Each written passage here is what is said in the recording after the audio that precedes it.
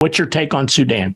Well, number one, I was in the Sudan in 1978, and I barely got out with my life as the terrorists were blowing up the Khartoum airport and killing everybody. And the Dinka tribe escorted me out as we ran miles and miles and miles, day after day, to escape the terrorists. And the Dinkas fell in love with me because I was shooting big game with my trusty bow and arrow. So we had a blood brother spirit of the wild bond, shall we say. So I was there from Khartoum, the capital that is now under siege by more terrorists, in infighting, which is the specialty of those African tribes.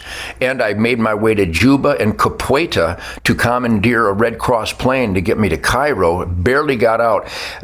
What a story. I'll be elaborating on. Well, that sounds like Indiana Jones stuff, Ted. That ought to be the subject of an entire weekend edition. And I'm going to elaborate on the Ted Nugent Real America's Voice Spirit Campfire. Please join me on Real America's Voice. I think it's Real America's Voice News.com. But anyhow, I have a spirit campfire where I do elaborate. It's quite an adventure. I can't believe I survived that terrorist insurrection. It was a real insurrection because it included bombs and grenades and AK-47s. Well, now we have 16,000 Americans in your plight. And of course, you're Ted Nugent, and you had the trust of that tribe over there to get you out. Yep. We've got 16,000 Americans over there that are fending for themselves. What in the world is going to happen? And do you fear for them? I certainly do fear for them.